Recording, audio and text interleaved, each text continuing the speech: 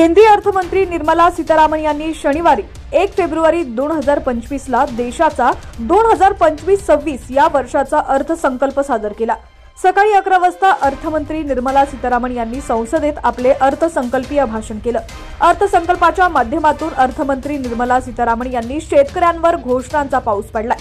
केंद्र सरकारने घेतलेल्या या निर्णयांचा देशातील लाखो शेतकऱ्यांना मोठा फायदा होणार आहे। काय आहे पूर्ण बातमी पाहूया। त्याआधी तुम्ही HPN मराठी न्यूज चॅनल पहिल्यांदाच पाहत असाल आणि अजूनही चॅनलला सबस्क्राइब केलं नसेल तर नक्की सबस्क्राइब करा, जेणेकरून आमचे अपडेट्स लवकरात लवकर तुमच्यापर्यंत पोहोचतील। किसान क्रेडिट कार्ड योजनेच्या लाभात मोठा बदल करण्यात येणार आहे।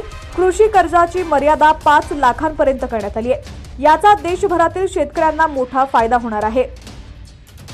कृषी हे भारतीय अर्थव्यवस्थेचे इंजिन आहे। राज्यांच्या सहाय्याने पंतप्रधान धनधान्य योजना राबवली जाणार आहे, अशी माहिती सीतारामन यांनी दिली आहे। या योजनेच्या माध्यमातून 100 जिल्ह्यांवर विशेष लक्ष दिले जाणार आहे।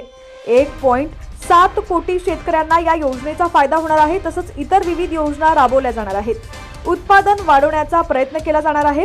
डाळिंब उत्पादन वाढवण्यासाठी 6 वर्षासाठी आत्मनिर्भर योजना राबवली जाणार आहे। यामुळे देखील शेतकऱ्यांना मोठा फायदा होणार आहे।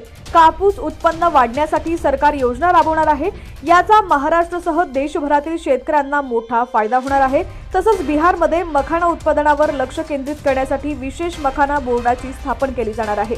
तूर, उडीद आणि मसूर डाळींच्या उत्पादनासंदर्भात विशेष लक्ष दिलं जाणार असल्याचं देखील त्यांनी सांगितलेलं आहे।